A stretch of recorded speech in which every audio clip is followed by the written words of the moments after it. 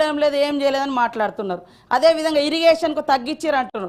నీళ్లు మొత్తం మీరున్నప్పుడే కాలువలై పారుతున్నాయని అన్నారు.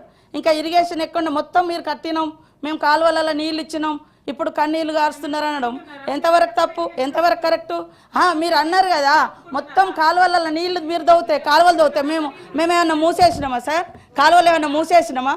అట్లనే కరప్షన్ అంటున్నారు. కరప్షన్ మీ డిఎన్ఏలో ఉంది, మీ పార్టీలో ఉంది. మీరు ఇష్టానుసారంగా ఎస్టిమేషన్స్ పెంచి మీరు దోసుకొని తిన్నారు, మేము కాదు. అదేవిధంగా నోటిఫికేషన్ల గురించి మీరు ఇచ్చిన నోటిఫికేషన్లు ఎవరు అడ్డుకున్నారు సార్? ఉద్యోగాలు ఇవ్వకుండా మరి ఇప్పుడు ఎట్లా అవుతున్నాయి? ఇవాళ 59,000 ఉద్యోగాలు ఇచ్చినటువంటి వాస్తవాన్ని కూడా మీరు గుర్తించలేకపోతున్నారు. ఇవాళ కారుణ్య నియామకాలంటే చనిపోయిన వాళ్ళ గురించి కనీసం మీరు పట్టించుకోలేదని నిన్న మాట్లాడిండు సీఎం గారు. 7-8 సంవత్సరాల నుంచి పెండింగ్లో ఉంది. మేము ఆశలను పిలిచి ఆశా వర్కర్లను ఎట్లా కొట్టిరు, ఎట్లా సూదులతో కూర్చుతారన్నారు, ఇవన్నీ ఎట్లా మాట్లాడిరు. కాబట్టి అవును మీరు అన్నీ చేస్తే మరి మిమ్మల్ని అందరు అక్కడ ఎందుకు కూర్చోబెట్టిరు? ఇవాళ 1% తోటే అంటున్నారు. మీరు అధికారంలోకి వచ్చినప్పుడు 63 సీట్లు వచ్చినాయి. మీరు అధికారంలోకి వచ్చేటప్పుడు 63 సీట్లతో వచ్చారు. ఇప్పుడు మేము 65 సీట్లతో ఉన్నాం. ఇంకా మీరు వస్తేనేమో గొప్పగా అధికారంలోకి వచ్చినట్టు, మేము వస్తేనేమో తక్కువతో అధికారంలోకి వచ్చినట్టు ఎట్లయితే సార్? అధికారం అనేది అధికారమే. సీట్లు ఇచ్చిర్రు అదే అంటున్న వాళ్ళు ఎంతసేపు మేము గొప్పోళ్ళం.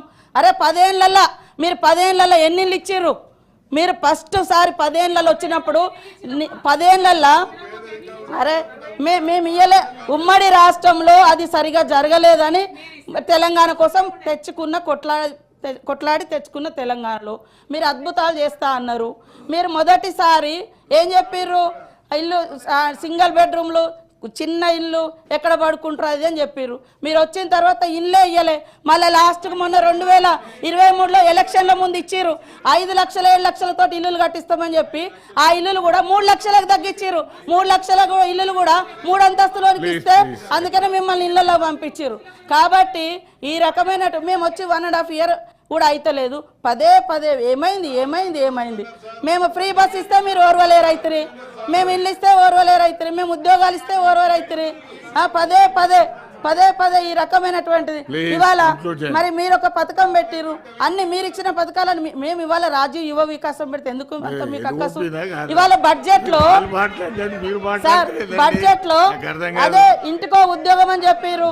అదే విధంగా 100 కోట్లు బడ్జెట్ లో పోయిన బడ్జెట్ లో 2019 బడ్జెట్ లో ఏది నిరుద్యోగ భృతి ఇస్తామని కూడా బడ్జెట్ లో 100 కోట్లు కేటాయించి కూడా వాళ్ళు ఇవ్వలేదు.